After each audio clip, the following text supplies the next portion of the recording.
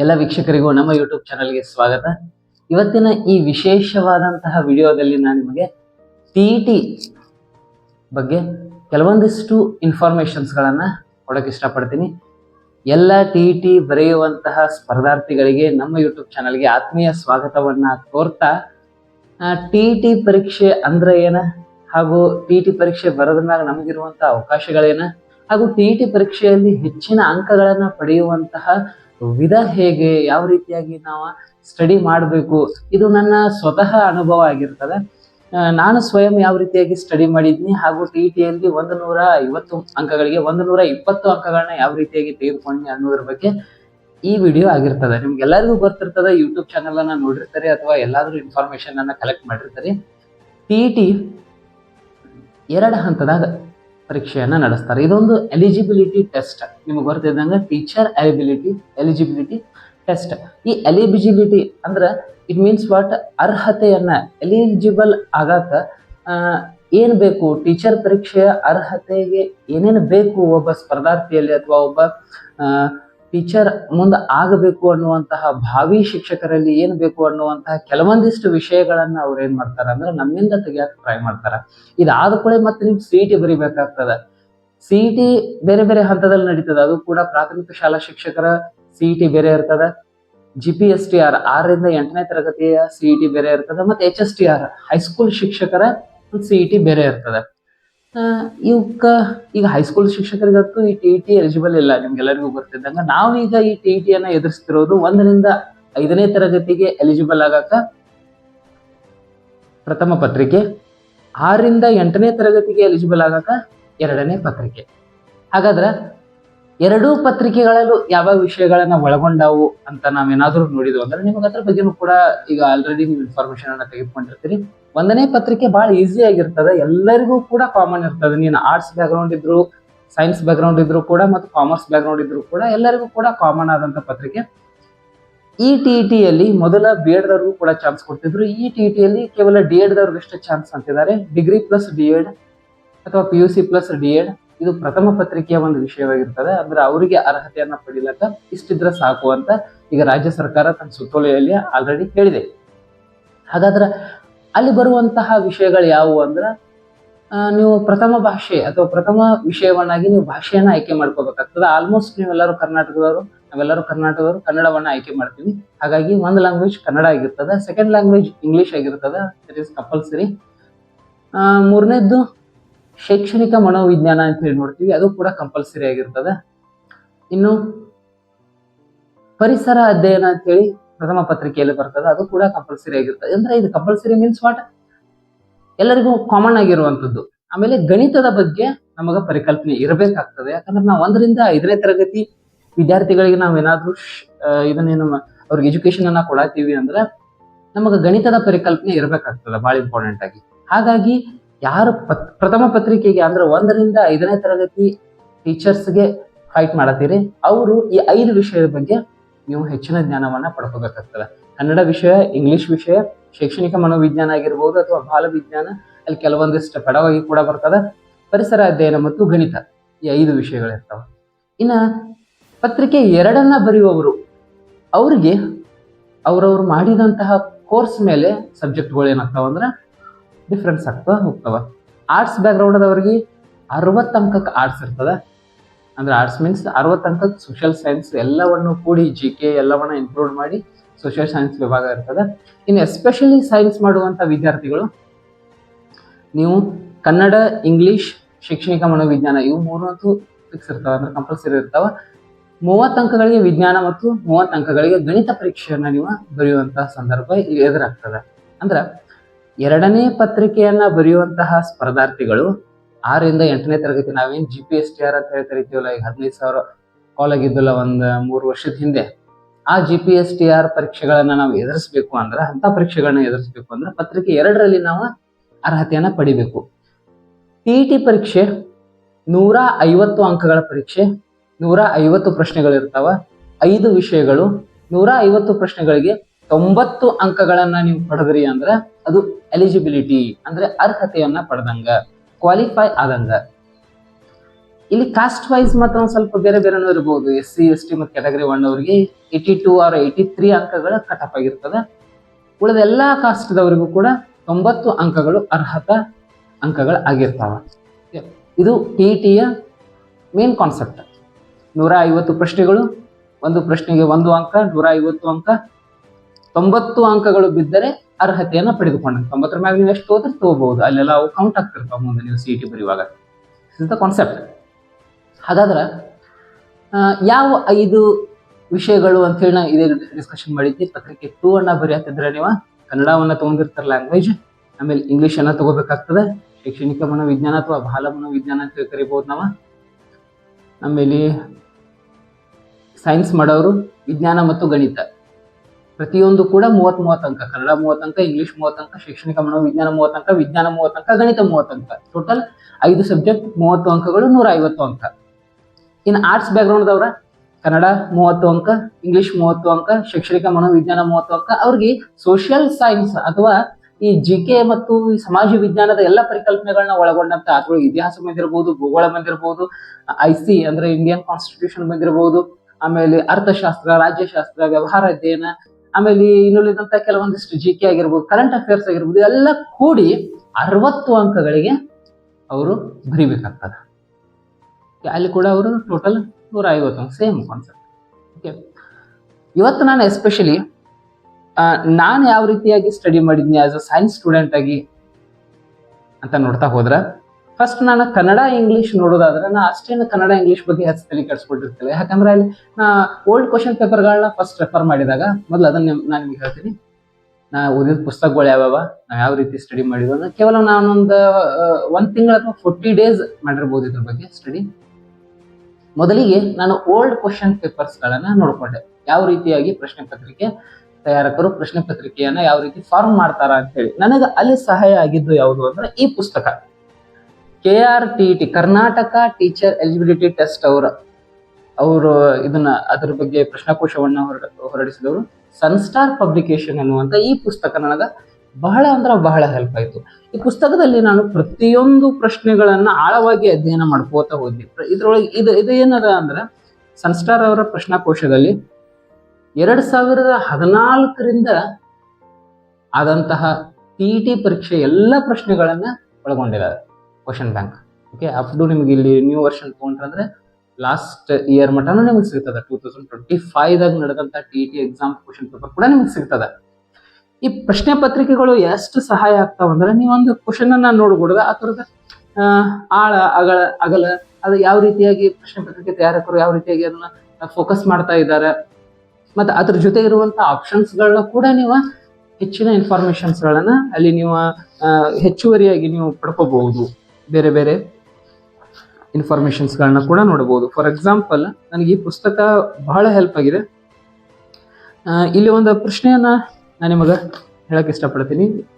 Arts ಬ್ಯಾಕ್ಗ್ರೌಂಡ್ದವ್ರಿಗೆ ಇತಿಹಾಸದ ಪಿತಾಮಹ ಯಾರು ಅಂತೇಳಿ ಒಂದು ಪ್ರಶ್ನೆ ಆಗಿದೆ. ಓಕೆ, ಇದು 2015 ಆಗಿರುವಂತ ಪ್ರಶ್ನೆ. ಹೆರೋಡೋಟಸ್ ಅಂತ ಹೇಳಿ ನಿಮ್ಗೆಲ್ಲರಿಗೂ ಬರ್ತದೆ. ಆಪ್ಷನ್ ಅದ. ಆಪ್ಷನ್ಸ್ಗಳು ಕಾರ್ಲ್ ಮಾರ್ಕ್ಸ್ ಅಂತದ, ಆಮೇಲೆ ಟಯನ್ ಬಿ ಅಂತದ, ಪಾಲಿಬಿಯಸ್ ಅಂತ. ಅಂದ್ರೆ ಇವ್ರ ಬಗ್ಗೆನೂ ನೀವು ತಿಳ್ಕೊಂಡ್ರೆ ಈ ಕ್ವಶನ್ ಮತ್ತೆ ಫಾರ್ಮ್ ಆಗುವಂತ ಚಾನ್ಸಸ್ ಇರ್ತದೆ. ಈ ರೀತಿಯಾಗಿ ನೀವು ಸ್ಟಡಿ ಮಾಡೋದು ಬಹಳ ಉತ್ತಮ. ಬುದ್ಧನು ತನ್ನ ಪ್ರಥಮ ಪ್ರವಚನವನ್ನು ಸಾರನಾಥದಲ್ಲಿ ನೀಡಿದ ಘಟನೆ ಯಾವುದು ಅಂತ ಕೇಳಿದರೆ ಧರ್ಮಬೋಧನ, ಧರ್ಮಚಕ್ರ ಪ್ರವರ್ತನ, ಧರ್ಮ ಪ್ರವರ್ತನ, ಧರ್ಮ ಸ್ಥಾಪನ ಅಂತ ಕೇಳಿದರೆ ಧರ್ಮಚಕ್ರ ಪ್ರವರ್ತನ ಸರಿಯಾದ ಉತ್ತರ. ನೀವು ಅಲ್ಲಿ ಮತ್ತೆ ಬೇರೆ ಬೇರೆ ಆಪ್ಷನ್ಸ್ ಗಳನ್ನ ಕೂಡ ಚೆಕ್ ಮಾಡೋದ್ರ ಮೂಲಕ ಅಲ್ಲಿ ಏನ್ ಮಾಡ್ಬೋದು ಅಂದ್ರೆ ಹೆಚ್ಚಿನ ವಿದ್ಯಾಭ್ಯಾಸವನ್ನ ಅಥವಾ ಹೆಚ್ಚಿನ ಮಾಹಿತಿಯ ಸಂಗ್ರಹವನ್ನ ನೀವೇನ್ ಮಾಡ್ಬೋದು, ಕಲೆಕ್ಟ್ ಮಾಡ್ಕೋಬಹುದು. ಆಸ್ ಯೂಶುವಲ್ ವಿಜ್ಞಾನ ಮತ್ತು ಗಣಿತ ವಿಷಯವನ್ನ ನೀವು ಏನ್ ಸ್ಟಡಿ ಮಾಡ್ತಿದ್ರಲ್ಲ ಅಂದ್ರೆ ಸೈನ್ಸ್ ಬ್ಯಾಕ್ಗ್ರೌಂಡ್ದವರು, ಗಣಿತದ ಪ್ರಶ್ನೆ ಪತ್ರಿಕೆಗಳು ಕೂಡ ಅದಾವ. ಇದನ್ನ ನೀವು ಬಿಡಿಸೋದ್ರ ಅಂದ್ರೆ ಉತ್ತರನೂ ಅದಾವ, ಹಿಂದೆ ಉತ್ತರ ಇಲ್ಲ ಅಂತಲ್ಲ, ಉತ್ತರನೂ ಕೊಟ್ಟಿರ್ತಾರ. ನೀವು ಬಿಡಿಸಿ ಪ್ರಾಕ್ಟೀಸ್ ಮಾಡೋದ್ರ ಮೂಲಕ ಆಮೇಲೆ ಉತ್ತರವನ್ನ ಚೆಕ್ ಮಾಡ್ಕೊಂಡ್ರೆ ಬಹಳ ಒಳ್ಳೇದು. ಕೆಲವೊಂದಿಷ್ಟು SI ಏಕಮಾನಗಳಾಗಿರ್ಬೋದು, ವಿಜ್ಞಾನದ ಬಗ್ಗೆ ನಾ ಹೇಳ್ತೀನಿ. ವಿಜ್ಞಾನದಲ್ಲಿ ಯಾವ ಪ್ರಶ್ನೆಗಳು ಬರ್ತಾವ, ಸಿಲೆಬಸ್ ಏನ್ ಹೇಳ್ತದ ಅದ್ರ ಬಗ್ಗೆ ಎಲ್ಲಾನು ನಾನು ನಿಮ್ಗೆ ಹೇಳ್ತೀನಿ. ಆಮೇಲೆ ಫಾರ್ ಎಕ್ಸಾಂಪಲ್, ರಕ್ತದ ಪ್ಲಾಸ್ಮಾದಲ್ಲಿರುವಂತಹ ಬೃಹತ್ ಪ್ರಮಾಣದ ಧಾತು ಯಾವುದು ಅಂತ ಕೇಳಿದಾರೆ. ಅದಕ್ಕೆ ಆಪ್ಷನ್ಸ್ ಗಳನ್ನ ಕೊಟ್ಟಿದಾರ. ನಾ ಏನ್ ಹೇಳ್ತೀನಿ ಅಂದ್ರೆ ಆಪ್ಷನ್ಸ್ ಗಳ ಮೇಲೆ ನಿಮಗೆ ಬಹಳ ಗಮನ ಇರಬೇಕು. ಯಾವ್ಯಾವ ಆಪ್ಷನ್ಸ್ ಕೊಟ್ಟಿದಾರ, ಆಪ್ಷನ್ಸ್ ಅಂದ್ರೆ ಮತ್ತೆ ಯಾವ್ಯಾವ ಕ್ವಶನ್ ಫಾರ್ಮ್ ಆಗಬಹುದು ಅಂತ ಹೇಳಿ. ಸೋಡಿಯಂನ ವಿಶೇಷತೆ ಏನು, ನೈಟ್ರೋಜನ್ ಕೊಟ್ರ ನೈಟ್ರೋಜನ್ನ ವಿಶೇಷತೆ ಏನು, ಮ್ಯಾಗ್ನೇಷಿಯಂನ ವಿಶೇಷತೆ ಏನಾಗಿರ್ಬೋದು, ಹೀಲಿಯಂನ ವಿಶೇಷತೆ ಏನಾಗಿರ್ಬೋದು. ಹಿಂಗ ನಾವು ವಿಜ್ಞಾನವನ್ನ ಬಹಳ ವೈಡ್ ಆಗಿ ಅಥವಾ ಬಹಳ ಅಗಾಧವಾಗಿ ನಾವು ಚಿಂತನೆ ಮಾಡಿದ್ವು ಅಂದ್ರೆ, ಬಹಳ ವೈಡ್ ಆಗಿ ಅದನ್ನ ಕಲಿತಾ ಹೋದ್ವು ಅಂದ್ರೆ ನಮಗೆ ಅದು ಬಹಳ ಇಂಟ್ರೆಸ್ಟಿಂಗ್ ಆಗ್ತಾ ಮತ್ತು ಹೆಚ್ಚಿನ ಇನ್ಫಾರ್ಮೇಶನ್ಸ್ ಗಳನ್ನ ನೀಡ್ತಾನೆ ಹೋಗ್ತದೆ. ಒಂದು ದೊಡ್ಡ ಸಮುದ್ರ ಇದ್ದಾಗ ಅದು ವಿಜ್ಞಾನ ಇಲ್ಲಿಗೆ ಸ್ಟಾಪ್ ಅಂತ ಹೇಳಕ್ ಬರಂಗಿಲ್ಲ. ಭೌತಶಾಸ್ತ್ರದ ಮುಖ್ಯವಾದಂತಹ ಘಟನೆಗಳಾಗಿರ್ಬೋದು, ರಸಾಯನಶಾಸ್ತ್ರದ ಮುಖ್ಯವಾದಂತಹ ಕೆಲವೊಂದಿಷ್ಟು ಮಾಹಿತಿಗಳಾಗಿರ್ಬೋದು, ಇಲ್ಲಿ ಜೀವಶಾಸ್ತ್ರದಲ್ಲಿ ನಡೆಯುವಂತಹ ಕೆಲವೊಂದಿಷ್ಟು ಮಾಹಿತಿಗಳು, ನಮ್ಮ ದೇಹದಲ್ಲಾಗುವಂತಹ ಕೆಲವೊಂದಿಷ್ಟು ಘಟನೆಗಳು, ಜೀರ್ಣಕ್ರಿಯೆ ಹೆಂಗಾಗ್ತದೆ, ಇದ್ರ ಬಗ್ಗೆ ಎಲ್ಲ. ಫಸ್ಟ್ ನನಗೆ ಹೆಲ್ಪ್ ಮಾಡಿದ್ದು ಈ ಪುಸ್ತಕ ಸನ್ಸ್ಟಾರ್ ಪಬ್ಲಿಕೇಶನ್ಸ್ ಅವರ KRTET ಪ್ರಶ್ನಾಕೋಶ ಅನ್ನುವಂಥ ಈ ಪುಸ್ತಕ. ನೀವು ಕೂಡ ಇದನ್ನ ರೆಫರ್ ಮಾಡಬಹುದು, ನಾ ಇದನ್ನ ಸಜೆಸ್ಟ್ ಮಾಡ್ತೀನಿ ನಿಮಗೆ. ಅಂಡ್ ಫಸ್ಟ್ ಇದನ್ನೆಲ್ಲ ನೋಡಿದಂತ ನನಗ ಕನ್ನಡ ಇಂಗ್ಲಿಷ್ ಏನು ಮಾಡಬಾರ್ದು ಅಂತ ಬರ್ತದೆ ಫಸ್ಟ್ ಆಸ್ ಯೂಶುವಲ್. ಯಾಕಂದ್ರೆ ಅದ್ರೊಳಗೆ ಬಹಳ ಈಸಿ ಆದಂತ ಕ್ವಶನ್ಸ್ ಗಳು ಕನ್ನಡ ಇಂಗ್ಲಿಷ್ ನಲ್ಲಿ ಫಾರ್ಮ್ ಆಗಿದ್ವು. ಮತ್ತೆ ಪ್ಯಾರಾಗ್ರಾಫ್ ರೈಟಿಂಗ್ ಕೂಡ ಇತ್ತು, ಸೆಂಟೆನ್ಸ್ ಫಾರ್ಮೇಶನ್ ಇತ್ತು. ನೀವು ಇಂಗ್ಲಿಷ್ಗಾಗಿ ಅಬ್ಜೆಕ್ಟಿವ್ ಇಂಗ್ಲಿಷ್ ಅಂತ ಯಾವ್ದಾದ್ರು ಒಂದು ಪುಸ್ತಕ ಇವ್ರಿವ್ರದ ಆಥರ್ಸ ಇವ್ರಿವ್ರದ ರೆಫರೆನ್ಸ್ ಮಾಡ್ರಿ ಅಂತ ಹೇಳಂಗಿಲ್ಲ. ಹೌದಾ, ನೀವು ಇಂಗ್ಲಿಷ್ ಓದ್ಲಿಲ್ಲ ಅಂದ್ರೂ ನಡೀತದೆ. ನೀವು ಕಾಮನ್ ಇಂಗ್ಲಿಷ್ ನೀವು ನಾರ್ಮಲ್ ಆಗಿ ಏನಾದ್ರು ಮಾತಾಡಕ್ ಅಂತಂದ್ರೆ, ಅಥವಾ ನೀವು ಸೈನ್ಸ್ ಬ್ಯಾಕ್ ಗ್ರೌಂಡ್ ಆಗಿದ್ರೆ ಅಂದ್ರೆ ಆಲ್ಮೋಸ್ಟ್ ನಿಮಗೆ ಇಂಗ್ಲಿಷ್ ಬಂದಿರ್ತದ. ಇಲ್ಲ ಆರ್ಟ್ಸ್ ಆಗಿದ್ರೆ ಅಂದ್ರೆ ನೀವು ಕೂಡ PUC ಅಂದ್ರೆ ಇಂಗ್ಲಿಷ್ ಕಲ್ಕೊತ ಬಂದಿರ್ತೀರಿ. ಇಟ್ ಮೀನ್ಸ್ ನಾ ಏನ್ ಹೇಳೋದಂದ್ರೆ, ಅದೊಂದು ಸಬ್ಜೆಕ್ಟ್ ಆಗಿ ನಿಮ್ಗೆ ಇದ್ದೇ ಇರ್ತದೆ. ಡಿಗ್ರಿಗಾಗಿರ್ಬೋದು, PUC ಆಗಿರ್ಬೋದು, 10th ಆಗಿರ್ಬೋದು. ಅಲ್ಲಿ ಇರುವಂತಹ normal English 8th 9th 10th ಇರುವಂತಹ ನಾರ್ಮಲ್ ಇಂಗ್ಲಿಷ್ TET ಪರೀಕ್ಷೆಯಲ್ಲಿ ಇರ್ತದೆ. ಅಷ್ಟು ಗಾಬರಿ ಪಡ್ಕೋಂತ ಅವಶ್ಯಕತೆ ಏನಿಲ್ಲ. ಇಲ್ಲಪ್ಪ ನಾವು ಒಂದ್ ಸ್ವಲ್ಪ ಇನ್ನೂ ಪ್ರಿಪೇರ್ ಆಗ್ಬೇಕು ಅಂದ್ರೆ ನೀವು ಅಬ್ಜೆಕ್ಟಿವ್ ಇಂಗ್ಲಿಷ್ ಯಾವ್ದಾದ್ರು ಪುಸ್ತಕವನ್ನ ಓದಿದ್ರೆ ಸಾಕು. ಇನ್ನ ಕನ್ನಡಕ್ಕಾಗಿ ಇದನ್ನ 8th 9th 10th ಕನ್ನಡ ಪುಸ್ತಕವನ್ನ ಓದಿದ್ರೆ, ಅದು ಕನ್ನಡ ಪುಸ್ತಕನ ಕಥೆ ಕಾದಂಬರಿ ಓದ್ಕೊಂಡ್ಬಿಡ್ರಿ. ಜಸ್ಟ್ ಸಮಾನಾರ್ಥಕ ಪದಗಳು ಯಾವ್ದ, ವಿರುದ್ಧಾರ್ಥಕ ಪದಗಳು ಯಾವ್ದ, ಅಲ್ಲಿ ಬರುವಂತಹ ಪ್ಯಾರಾಗ್ರಾಫ್ ರೈಟಿಂಗ್ ಅನ್ನ ನಾವು ಯಾವ ರೀತಿಯಾಗಿ ಕನ್ಕ್ಲೂಷನ್ ಬರಬೇಕು ಅಷ್ಟು ಓದಿದ್ರೆ ಸಾಕ. ಇನ್ನು ನಿಮಗೆ ಸಮಾನಾರ್ಥಕ ಮತ್ತು ವಿರುದ್ಧಾರ್ಥಕ ಪದಗಳಿಗೆ ಇನ್ನೂ ಹೆಚ್ಚಿನ ಜ್ಞಾನವನ್ನ ಒದಗಿಸಾಕ ಕನ್ನಡ ರತ್ನಕೋಶ ಅಂತ ಹೇಳಿ ಕನ್ನಡ ಸಾಹಿತ್ಯ ಪರಿಷತ್ನವರೇ ಬಿಡುಗಡೆ ಮಾಡಿರುವಂತ ಕನ್ನಡ ರತ್ನಕೋಶ. ನನಗೆ ಸ್ವಲ್ಪ ಕನ್ನಡವನ್ನ ಕಲಿಯಾಕ ಅಥವಾ ಕನ್ನಡದ ಮೀನಿಂಗ್ ಅನ್ನ ನನಗೆ ಇನ್ನೂ ಹೆಚ್ಚುವರಿ ಜ್ಞಾನವನ್ನ ಕೊಡಾಕ ಈ ಪುಸ್ತಕ ನನಗೆ ಬಹಳ ಹೆಲ್ಪ್ ಮಾಡಿದ್ದು. ಇದೆಲ್ಲ ಪುನಃ SDA FD ಪ್ರಿಪ್ರೇಷನ್ ಮಾಡ್ಬೇಕಂದ್ರೆ ಇದೇ ಪುಸ್ತಕವನ್ನ ನೋಡ್ತೀನಿ. ಆಮೇಲೆ ನೀವು ಯಾವ್ದು ಗ್ರೂಪ್ C ಯಾವುದೇ ಪರೀಕ್ಷೆಯನ್ನ ಪ್ರಿಪ್ರೇಷನ್ ಮಾಡ್ಬೇಕಂದ್ರೆ ಈ ಪುಸ್ತಕ ಬಹಳ ಅಂದ್ರೆ ಬಹಳ ಹೆಲ್ಪ್ ಮಾಡ್ತದೆ. ನನ್ನ ಪ್ರಕಾರ ಇದು ಕನ್ನಡಕ್ಕೆ ಇರೋದಿದ್ರೆ ಸಾಕು. ಉಳಿಕಿದ್ದು ಏನು ನಾರ್ಮಲ್ ನೀವೆಲ್ಲರೂ ಕನ್ನಡ ಮೀಡಿಯಂ ವಿದ್ಯಾರ್ಥಿಗಳಾಗಿದ್ರ ಅಂದ್ರೆ ಬಹಳ ಈಸಿಯಾಗಿ ಹೋಗ್ತದೆ ಕನ್ನಡ ಪೇಪರ್. ಇಲ್ಲ ಸರ್ ನಾವು ಇಂಗ್ಲಿಷ್ ಮೀಡಿಯಂ ವಿದ್ಯಾರ್ಥಿಗಳಂದ್ರೆ ನೀವು ಒಂದ್ ಸ್ವಲ್ಪ ಕನ್ನಡದ ಅಧ್ಯಯನ ಮಾಡಬೇಕಾಗ್ತದ. ನೀವು ಕನ್ನಡ ಮತ್ತು ಇಂಗ್ಲಿಷ್ಗಳ ಬಗ್ಗೆ ಕೆಲವೊಂದಿಷ್ಟು ಜನರಿಗೆ ಇರುವಂತ ಡೌಟ್, ಕೆಲವೊಂದಿಷ್ಟು ಜನ ನನಗೆ ಕಾಲ್ ಕೂಡ ಮಾಡ್ತಿದ್ರು, ಸರ್ ಯಾವ ರೀತಿ TET ಪ್ರಿಪರೇಷನ್ ಮಾಡ್ಬೇಕು ಅಂತೇಳಿ. ನಾ ಅವ್ರಿಗೆ ಹೇಳ್ಕೊತಾ ಬಂದಿದ್ನಿ. ನಾ ಹೇಳ್ತೇನೆ, ಒಂದು ವಿಡಿಯೋದಾಗ ಹೇಳ್ತೇನೆ, ವಿಡಿಯೋ ಲಿಂಕ್ ಬಿಡ್ತಾನೆ ಅದನ್ನ ಅಂತೇಳಿ. ಅವ್ರಿಗೆಲ್ಲರಿಗೂ ಕೂಡ ಹೆಲ್ಪ್ ಆಗ್ತದೆ. ಯಾಕಂದ್ರೆ ನಾನು TET ಕ್ಲಾಸ್ಗಳನ್ನ ಕೂಡ ಮಾಡಿದ್ದೆ, TET ಬೋಧನೆಯನ್ನ ಕೂಡ ಮಾಡಿದ್ದೀನಿ ವಿಜ್ಞಾನ ಮತ್ತು ಗಣಿತ ವಿಷಯದ. ಹಾಗಾಗಿ ನನಗಾದಂತ ಕೆಲವೊಂದಿಷ್ಟು ಎಕ್ಸ್ಪೀರಿಯನ್ಸ್ ಹಾಗೂ ವಿದ್ಯಾರ್ಥಿಗಳಿಗೆ ಇರುವಂತ ಕೆಲವೊಂದಿಷ್ಟು ಗೊಂದಲಗಳನ್ನ ನೋಡ್ಕೊಂಡು ಈ ವಿಡಿಯೋ ಮಾಡ್ತಾ ಇರುವಂತ ಉದ್ದೇಶ. ಈಗ ಕನ್ನಡ ಇಂಗ್ಲಿಷ್ ನಿಮಗೆ ಇಲ್ಲಿ ಕ್ಲಿಯರ್ ಆಯ್ತು. ಪುಸ್ತಕಗಳನ್ನ ಕೂಡ ತೋರಿಸಿದೀನಿ ನಾ ಯಾವ್ದು ಸ್ಟಡಿ ಮಾಡಿದ್ದೆ ಅಂತ ಹೇಳಿ. ಆಕ್ಚುಲಿ ನಾ ಕನ್ನಡ ಇಂಗ್ಲಿಷ್ ಅಷ್ಟು ಸ್ಟಡಿ ಮಾಡಿರ್ತಿಲ್ಲ. ನನಗೆ ಬಹಳ ಕಾಡಿದ್ದು ಅಂದ್ರೆ ಶೈಕ್ಷಣಿಕ ಮನೋವಿಜ್ಞಾನ ಅಥವಾ ಈ ಶಿಶು ಮನೋವಿಜ್ಞಾನ ಅಂತ ಕರಿತೀವಲ್ಲ, ಬಾಲ ಮನೋವಿಜ್ಞಾನ. ಮಕ್ಕಳ ಬಗ್ಗೆ ಇರುವಂತಹ ಕಾಳಜಿ ಯಾವ ರೀತಿ ಇರಬೇಕಾಗ್ತದೆ ಒಬ್ಬ ಶಿಕ್ಷಕನಿಗೆ, ಒಂದು ಮಕ್ಕಳನ್ನ ಯಾವ ರೀತಿಯಾಗಿ ನೋಡ್ಕೋಬೇಕಾಗ್ತದೆ ತರಗತಿಯ ಮೇಂಟೆನೆನ್ಸ್ ಯಾವ ರೀತಿ ಮಾಡಬೇಕು ಶಿಕ್ಷಕ, ತರಗತಿಯಲ್ಲಿ ಯಾವ ರೀತಿ ಇರಬೇಕು, ತನ್ನ ವ್ಯಕ್ತಿತ್ವದ ನಿರ್ಮಾಣವನ್ನ ಯಾವ ರೀತಿಯಾಗಿ ಮಾಡ್ಕೋಬೇಕು, ತನ್ನನ್ನ ನೋಡಿ ಮಕ್ಕಳು ಏನನ್ನ ಕಲಿತಾವು ಅಥವಾ ಮಕ್ಕಳನ್ನ ನೋಡಿ ನಾವು ಏನನ್ನ ಕಲಿಬೇಕು. ಪ್ರತಿಯೊಂದು ನಾವು ಶಾಲೆಯಲ್ಲಿ ಇರುವಂತಹ ಎಲ್ಲಾ ಘಟನಾವಳಿಗಳ ಒಂದು ಕ್ರೋಢೀಕೃತ ಮಾಹಿತಿನ ಈ ಪರೀಕ್ಷೆಯ, ಈ ಪತ್ರಿಕೆಯ ಈ ಕಾನ್ಸೆಪ್ಟ್ ಶಿಶು ಮನೋವಿಜ್ಞಾನ, ಬಾಲ ಮನೋವಿಜ್ಞಾನ, ಶೈಕ್ಷಣಿಕ ಮನೋವಿಜ್ಞಾನ, ಸೈಕಾಲಜಿ, ಎಜುಕೇಶನಲ್ ಸೈಕಾಲಜಿ. ನೀವೀಗ B.Ed ಮಾಡಿರ್ತೀರಿ, ಪೇಪರ್ 2 ಬರೀಬೇಕಾದ್ರೆ B.Ed ಮಾಡಾಕಬೇಕು. ಅಲ್ಲಿ 4 ಸೆಮ್ನಲ್ಲೂ ಈ ತರದ ಕೆಲವೊಂದಿಷ್ಟು ಮಾಹಿತಿಗಳನ್ನ ನೋಡ್ಕೋತ ಬಂದಿರ್ತಾರೆ. ಏನು ದೊಡ್ಡ ವಿಷಯ ಅಲ್ಲ. 4 ಸೆಮ್ನಲ್ಲೂ ನೀವು ಅದನ್ನ ಅಭ್ಯಾಸ ಮಾಡಿರ್ತೀರಿ. ಯಾವ ರೀತಿಯಾಗಿ ಶೈಕ್ಷಣಿಕವಾಗಿ ಸೈಕಾಲಜಿಯನ್ನ ನಾವು ಕಲ್ತಿರ್ತೇವೆ ಅನ್ನೋದ್ರ ಮಾಹಿತಿ ನಿಮ್ಗೆ ಇರ್ತದ. ಬಟ್ ಇನ್ನೂ ಹೆಚ್ಚಿನ ಸ್ಟಡಿಯನ್ನ TET ಸಂಬಂಧ ನಾವು ಓದ್ಬೇಕು ಅಂದ್ರೆ ಎಲ್ಲಾರು ಹೇಳ್ತಿರ್ತಾರೆ TETಗೆ ವಾಮದೇವಪ್ಪ ಓದ್ಬೇಕು, TETಗೆ ಅದನ್ನ ಮಾಡ್ರಿ ಇದನ್ನ ಮಾಡ್ರಿ ಅಂತ. ಸ್ಪೆಷಲಿ ನೀವು ಏನ್ ಮಾಡಿದ್ರು ಕೂಡ, ನೀವು ಏನ್ ಬೇಕಾದ ಮಾಡಿದ್ರು ಕೂಡ TET ಪರೀಕ್ಷೆಯಲ್ಲಿ ಈ ಶಿಶು ವಿಜ್ಞಾನ ಅಥವಾ ಮನೋವಿಜ್ಞಾನ, ಶೈಕ್ಷಣಿಕ ಮನೋವಿಜ್ಞಾನ ಈ ವಿಷಯದಲ್ಲಿ 30ಕ್ಕೆ 25 ಅಂಕ ಗಳಿಸುವುದಂತೂ ಸಾಧ್ಯ ಇಲ್ಲ. ನನ್ನ ಪ್ರಕಾರ 20 ಕ್ರಾಸ್ ಮಾಡೋಕ್ಕೂ ಸಾಧ್ಯ ಇಲ್ಲ. ನೀವು ಎಷ್ಟೇ ಯಾವುದೇ ಬುಕ್ ಏನೋ ಓದಿದ್ರು ಕೂಡ ಅರೌಂಡ್ 20 ಮಾಡ್ಬೋದು. 18, 19, 20, 21, 22 ತನ ಮಾಡ್ಬೋದು. ಸರ್ ಇಲ್ರಿ ನಾ 30 ಮಾಡ್ತಾನೆ ಅಂದ್ರೆ ನನ್ನ ಪ್ರಕಾರ ಇಂಪಾಸಿಬಲ್. ಮಾಡ್ಬೋದು, ಮಾಡೋಕ್ಕಾಗೋದಿಲ್ಲ ಅಂತೇನಲ್ಲ, ಮಾಡ್ಬೋದು, ಮಾಡ್ತಿರ್ತಾರೆ. ಬಟ್ ನಾವು ಟಾರ್ಗೆಟ್ ಇಡೋಣ ಒಂದು 20, 22, 23 ಇಷ್ಟು ಟಾರ್ಗೆಟ್ ಇಟ್ಟರೆ ಅಲ್ಲಿ ಮಟ್ಟ ರೀಚ್ ಆಗ್ಬೋದು. ಹಾಗಾದ್ರೆ ಸರ್ ನೀವೇನೇನು ಮಾಡಿದ್ರಿ, ಶೈಕ್ಷಣಿಕ ಮನೋವಿಜ್ಞಾನವನ್ನು ಯಾವ ರೀತಿ ಪ್ರಾಕ್ಟೀಸ್ ಮಾಡಿದ್ರಿ ಅಂದ್ರೆ, ನಾನು ಶೈಕ್ಷಣಿಕ ಮನೋವಿಜ್ಞಾನದ ಪೂರ್ತಿ ಮಾಹಿತಿ ತಿಳ್ಕೊಂಡಿದ್ದು ಈ ಪುಸ್ತಕದಿಂದ. KM ಸುರೇಶ್ ಅವರ ಸ್ಪರ್ಧಾ ವಿಜೇತ ಸರಣಿಯ ಶಿಶು ಮನೋವಿಜ್ಞಾನ ಮತ್ತು ಬೋಧನಾ ಕ್ರಮ ಪೆಡವಾಗಿ ಏನಿರ್ತದ ಹಾಗೂ ಶಿಶು ಮನೋವಿಜ್ಞಾನ ಏನಿರ್ತದ ಅನ್ನುವಂಥ ಈ ಪುಸ್ತಕವನ್ನ ಓದೋದ್ರ ಮೂಲಕ ನಾ ಶೈಕ್ಷಣಿಕ ಮನೋವಿಜ್ಞಾನದ ಕೆಲವೊಂದಿಷ್ಟು ಘಟನಾವಳಿಗಳನ್ನ ಹಾಗೂ ಅಲ್ಲಿರುವಂತಹ ವಿಚಾರಗಳನ್ನ ಇವರು ಬಹಳ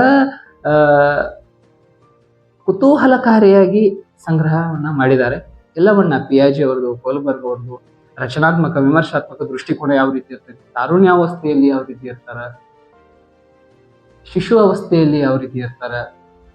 ಒಟ್ಟ ಈ ಪುಸ್ತಕ ನನ್ನ ಪ್ರಕಾರ ಬಿಗಿನರ್ಸ್ ಯಾರಾದ್ರೂ TET ಈ ವರ್ಷ ಓದಾತಿದ್ರಿ ಅಂದ್ರ, ನೀವೇನಾದ್ರೂ ಮೊದ್ಲಿಂತ್ರ ಓದಾತಿದ್ರಿ, ಆಗಿಲ್ಲ ಮಳೆ ಓದಿ ಈ ವರ್ಷ ಬರೆಯತ್ತೀರಿ ಅಂದ್ರೆ ನಿಮ್ಗೆ ಬರ್ತಿರ್ತಾವ ಪುಸ್ತಕಗಳು, ಅದ್ರ ಅವಶ್ಯಕತೆ ನಿಮ್ಗಿಲ್ಲ. ಈ ವರ್ಷ ಈಗ B.Ed ಮುಗಿಸಿದವರು, ಈಗ ಫಸ್ಟ್ ಅಟೆಂಪ್ಟ್ TET ಅನ್ನೋರು ಅಂದ್ರೆ ಈ ಬುಕ್ ದಿ ಬೆಸ್ಟ್ ಬುಕ್ ಅಂತವ್ರೆ ನಾ ಸಜೆಸ್ಟ್ ನೋಡ್ರಿ. ಈ ಬುಕ್ ಚೆನ್ನಾಗೆ ಒಂದು ಬಿಟ್ಟು ಒಂದು 4 ಸತ ಓದ್ರಿ, ನಿಮಗೆ ಈ ಸೈಕಾಲಜಿ ಮ್ಯಾಗ ಭಾಳ ಹಿಡಿತ ಬಂದ್ಬಿಡ್ತದೆ.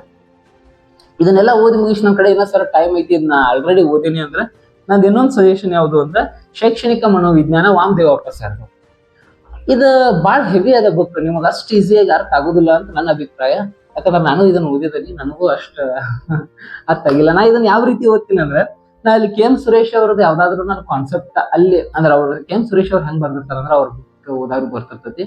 ಅಷ್ಟು ಚಿತ್ರವಾಗಿ ಮಸ್ತ್ ಚಿತ್ರಗಳನ್ನ ಕೊಟ್ಟ ಕಲರ್ ಆಗಿ ಅಲ್ಲೊಂದು ಬಾಕ್ಸ್ ಇಲ್ಲೊಂದು ಬಾಕ್ಸ್ ಅಂದ್ರೆ ಓದಾ ಕುತೂಹಲಕಾರಿ ಆಗಿರ್ಬೇಕಲ್ಲ. ನೀವು ಫುಲ್ ಪ್ಯಾರಾಗ್ರಾಫ್ ವೈಸ್ ಒಂದೊಂದು ಲೈನ್ ಬರ್ಕೊತ ಹೋದ್ರಿಂದ ಓದಾ ಮನಸ್ಸು ಬರಂಗಿಲ್ಲ. ಈ ಬಾಕ್ಸ್ ಹಾಕಿ ಒಂದು ಇನ್ಫಾರ್ಮೇಶನ್ ಕೊಟ್ಟ, ನಿನಗಿದು ಗೊತ್ತೇ ಒಂದು ಇನ್ಫಾರ್ಮೇಶನ್ ಕೊಟ್ಟ, ಇದು ಕುತೂಹಲವಾಗಿದೆ ಒಂದು ಇನ್ಫಾರ್ಮೇಶನ್ ಕೊಟ್ಟ ಅಂದ್ರೆ ಓದಾವಂಗ ಅಟ್ರಾಕ್ಷನ್ ಆಗೈತಿ. ಅಂದ್ರೆ ಓದೋ ಮನಸ್ಸುಗಳನ್ನ ಹಿಡಿದಿಟ್ಟು ಓದ್ತಾರ ಅವ್ರು KM ಸುರೇಶ್ ಅವರು. ಹಾಗಾಗಿ ಅವ್ರು ಕರ್ನಾಟಕದಾಗ ಫೇಮಸ್ ಆಗಿದ್ದು. ಈಗ ವಾಮದೇವಪ್ಪ ಬುಕ್ ಅನ್ನ ನಾ ಯಾವ ರೀತಿ ಸ್ಟಡಿ ಮಾಡಿ ಅಂದ್ರೆ, KM ಸುರೇಶ್ ಅವ್ರ ಬುಕ್ ಅಲ್ಲಿ ಏನಾದ್ರೂ ಕೆಲವೊಂದಿಷ್ಟು ಕಾನ್ಸೆಪ್ಟ್ಗಳು ನನಗೆ ಟಫ್ ಅನ್ಸಿದ್ವು ಅಂದ್ರೆ ವಾಮದೇವಪ್ಪ ಬುಕ್ ಅಲ್ಲಿರುವಂತ ಆ ಕಾನ್ಸೆಪ್ಟ್ಗಳನ್ನ ನಾ ಓದ್ತಿದ್ದೆ. ಫಾರ್ ಎಕ್ಸಾಂಪಲ್ ಸಂವೇಗಾತ್ಮಕ ಬುದ್ಧಿಶಕ್ತಿ ಅದನ್ನ ಅಳಿಯುವುದು ಹೆಂಗ, ಅದ್ರ ಬಗ್ಗೆ ಏನಾದ್ರು ಮಾಹಿತಿ ಅಲ್ಲಿ ಸ್ವಲ್ಪ ನನಗೆ ಒಂದ್ ಸ್ವಲ್ಪ ಇದು ಮಾಹಿತಿ ಕಡಿಮೆ ಆತು ಅಂದ್ರೆ ನಾ ಈ ಬುಕ್ ಅನ್ನ ರೆಫರ್ ಮಾಡ್ತಿದ್ದೆ. ಇವ್ರು ಬಹಳ ಅಚ್ಚುಕಟ್ಟಾಗಿ ಡಿಟೇಲಿಂಗ್ ಮಾಹಿತಿಯನ್ನು ಕೊಟ್ಟಿದ್ದಾರೆ. ಭಾಳ ಡಿಟೇಲ್ ಆಗಿ ಮಾಹಿತಿಯನ್ನು ಕೊಡೋದ್ರ ಮೂಲಕ ವಾಮದೇವಪ್ಪ ಅವರು ಶೈಕ್ಷಣಿಕ ಮನೋವಿಜ್ಞಾನ, ಶೈಕ್ಷಣಿಕ ಮನೋವಿಜ್ಞಾನಕ್ಕೆ ಒಂದು ಭಗವದ್ಗೀತೆ ಅನ್ಬೋದು ಅಂದ್ರೆ ಅಷ್ಟು ಡಿಟೇಲಿಂಗ್ ಆಗಿ ಮಾಹಿತಿ ಅದ.